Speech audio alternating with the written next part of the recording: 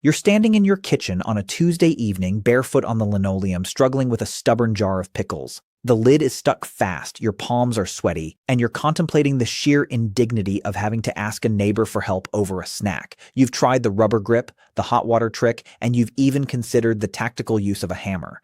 In that moment of minor suburban frustration, you'd give anything for a second pair of hands or a better set of tools. Now imagine you're in the middle of a Russian forest, miles from the nearest kitchen, and a wild fox trots out of the underbrush. It doesn't snarl, it doesn't flee, it walks directly toward you, stops at your feet, and looks you in the eye. But it's not looking for a handout. Its entire head is wedged firmly inside a discarded glass jar. It is living out your pickle lid nightmare in reverse, and it has bypassed every single one of its survival instincts to find the only creature on the planet with the dexterity to solve its problem. This is the moment where the laws of the natural world, the ones that dictate the hard boundaries between predator and prey, completely dissolve. It's easy to look at a video of a fox asking for help and think of it as a charming Disney-style fluke. We like to tell ourselves these stories because they make us feel like the benevolent protectors of the earth, the kind-hearted giants that the lesser creatures look up to in times of need. But if you really sit with it, the reality is much weirder and significantly more complex. Think about how much you struggle to trust a stranger with your car keys, let alone your life. Now consider that for a wild animal, a human is effectively a move-in-ready nightmare.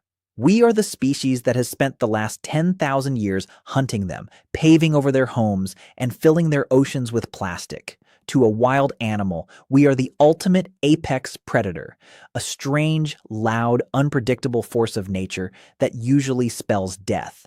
Yet, every year, documented cases emerge of dolphins, elephants, and birds seeking us out in their darkest hours. We have effectively become the unofficial IT support desk for the entire biological kingdom. When the world breaks and an animal can't fix it with claws or teeth, they come to us. You might assume this is just a case of animals being tame or friendly, but it's actually the opposite of a sentimental friendship. It's often a cold, calculated survival move. Take the greater honeyguide, a bird found in sub-Saharan Africa. This isn't a pet, and it hasn't been trained in a lab. It's a completely wild bird that has figured out how to recruit humans as functional hunting partners. The honeyguide loves beeswax and bee larvae, but it has a slight problem.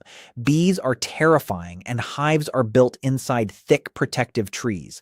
The bird can find the hive, but it can't crack the vault, so it finds a human. It uses a specific, persistent call to get our attention, and then physically leads us through the bush to the hive. We use fire to smoke out the bees and take the honey, leaving the wax and larvae for the bird as a consultation fee. In 2016, researcher Claire Spottiswoode published a landmark study in the journal Science showing that this isn't just the bird reacting to us.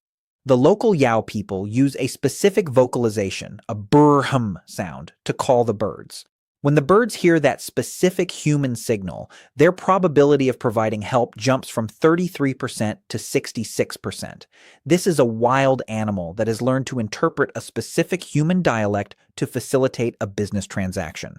Of course, that sounds like a lovely fairy tale about birds and humans working together in the sunshine, but the truth is much more jarring when the animal asking for help is large enough to kill you without even trying. In 2019, a marine biologist named Jake Wilton was diving off the Ningaloo Reef in Western Australia when a massive manta ray, nearly 10 feet across, approached him. Instead of gliding past, the ray stopped, hovered, and repeatedly flipped its wing to show him its eye. Lodged in the flesh just below the eye were several heavy-duty fishing hooks. The ray stayed completely still, allowing Wilton to dive down repeatedly with a pair of pliers to remove the metal. Think about the cognitive leap required there. That ray had to understand three things. First, that it had a problem it couldn't solve. Second, that the small, bubbling primate in the water was capable of solving it. And third, that the primate wouldn't use its proximity to simply kill and eat it. This isn't just instinct, it's a high-level assessment of intent. Actually, it's much simpler to think they just know we are good, but the science suggests they are doing something much more impressive called referential communication. This is the same skill human babies develop when they first learn to point at a toy they want. They are essentially saying, I know that you know I want that thing. For a long time, we thought this was a uniquely human trait, or maybe something limited to our closest primate relatives. But research into dog cognition, specifically by Dr. Alexandra Horowitz and Dr. Brian Hare, has shown that dogs are masters of this. When a dog is faced with an impossible task, like a treat locked inside a box it can't open, it will eventually stop trying to bite the box and turn its gaze toward the human in the room. It's a help-seeking gaze.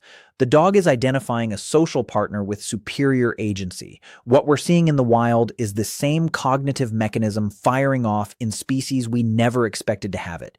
You'd think an elephant, with its legendary memory, would be the last creature on Earth to ask us for anything. After all, elephants have plenty of reasons to hold a multi-generational grudge against us. They've watched their family members be hunted for ivory and their migratory paths blocked by fences. Yet, at the David Sheldrick Wildlife Trust in Kenya, there are numerous documented cases of wild elephants, not orphans raised by the trust, but fully wild bulls, approaching the sanctuary gates when they've been wounded by poachers' arrows. They seem to understand that this specific patch of land and this specific group of humans represent the repair shop. It's as if they've mapped the human race into two distinct categories: the ones who bring the arrows and the ones who pull them out. This requires a level of social categorization that is frankly staggering. It means an elephant isn't just reacting to humans as a monolithic threat. It is evaluating individual human environments and assigning them a helpfulness score based on past observations or even socially transmitted information from other elephants. However, it would be a mistake to assume that every animal is a genius strategist. Sometimes the request for help is really just a total collapse of the fear response under the weight of sheer unadulterated terror. Think about it like this. If you're walking down a dark alley and a tiger is chasing you, and the only open door belongs to a person you absolutely hate, you're still going through that door. You aren't choosing a friend. You're choosing the lesser of two deaths. This was on full display in Alaska, when a group of 4 young deer were spotted struggling in the freezing, icy waters of a deep channel. They were miles from shore, exhausted and minutes away from drowning. When they saw a fishing boat, they didn't do what deer have done for thousands of years, flee from the sound of a motor. They swam directly toward the boat. The fishermen actually had to haul the shivering, soaking, wet animals onto the deck. In that moment, the deer's fear of humans circuit was simply overridden by the don't drown circuit. It's a biological override. The immediate, 100% certainty of death in the water made the 50% risk of the humans being predators look like a bargain. You might feel like this makes the animals sound a bit like opportunistic cowards, but it actually highlights a very specific evolutionary niche that humans have carved out. We are the planet's anomalous niche. In the history of life on Earth, there has never been a creature like us, one that is physically weak but technologically godlike. Most predators are specialized. A shark is a mouth with a tail. It's not going to untangle you from a net. A lion isn't going to pull a thorn out of your paw. It's going to eat the paw. But humans are different. We are the only species that can manipulate the physical world with precision. We have pliers, fire, wire cutters, and medicine. Animals aren't stupid. They are observers. Over tens of thousands of years, they have watched us change the landscape. They have seen us fix things and break things. The ones who survived long enough to pass on their genes are the ones who were flexible enough to realize that, under the right circumstances, the dangerous ape is the only thing that can stop the pain. But don't go thinking this is a one-way street where we are the only ones being useful. There is a fascinating and somewhat controversial theory in evolutionary biology called interspecies altruism. We see this most clearly in humpback whales. There are over 100 documented cases of humpback whales intervening to save other animals, seals, sunfish, even other whale species, from orca attacks. In one famous instance, a humpback literally pushed a seal onto its chest and lifted it out of the water to keep it away from a pod of killer whales. Why would they do this? It costs the humpback energy and puts it at risk, and it gets no food in return. Some researchers believe this is a spillover of their own protective instincts. They hate orcas so much that they've developed a protect anything that isn't an orca rule. When we help an animal, we might be tapping into that same ancient biological hardwiring. We are a social species that evolved to solve problems in groups. When we see a dolphin tangled in a line, our fix-it instinct triggers just as easily as the elephant's help me instinct. We are two different species, but our biological gears are accidentally meshing together. It's easy to get cynical and say that animals only come to us because we're the ones who caused the problem in the first place. And usually, that's true. The manta ray wouldn't need a diver if we hadn't left fishing hooks in the ocean. The fox wouldn't need a human if we hadn't thrown a glass jar into the woods. But that doesn't change the fact that the animal is making a choice. It is a choice that defies millions of years of evolutionary training. Every single cell in that animal's body is screaming at it to run away from the creature with the forward-facing eyes and the smell of smoke. And yet, it stays. It trusts. It waits for the click of the wire cutters or the tug of the hook. This brings us back to that fox in the jar, or the raccoon at your trash can, or the bird tapping on your window. When an animal asks us for help, it's not a sign that they are becoming more like us. It's a sign that they have figured us out. They have mapped our capabilities better than we have mapped theirs. They know we have the thumbs. They know we have the tools. And they know that for all our capacity for destruction, we have a weird, lingering weakness for a creature in distress. They are exploiting our empathy just as much as we are exploiting their habitats. It's a bizarre, unspoken contract between two very different kinds of minds. We provide the technical support, and they provide the rare, fleeting reminder that we aren't just the world's destroyers. We are its only hope for a repair. But there is a darker side to this realization that we often overlook in our rush to feel good about ourselves. If animals are smart enough to seek us out for help, they are also smart enough to realize that we are the ones who made the help necessary. They aren't looking at us with love or worship. They are looking at us with the same wary desperation you might feel if you had to ask a kidnapper to fix a broken bone. It's a relationship built on a foundation of absolute power imbalance. We are the only species that builds the traps, but we are also the only ones who carry the wire cutters. The animals haven't learned to love us. They've just learned what we are capable of doing, and they've realized that in a world we've broken, the only way to survive is to walk straight into the arms of the thing they fear the most. Think about the sheer weight of that calculation. For an animal to approach a human, its situation has to be so dire that the possibility of being murdered by a predator is actually more attractive than the certainty of its current suffering.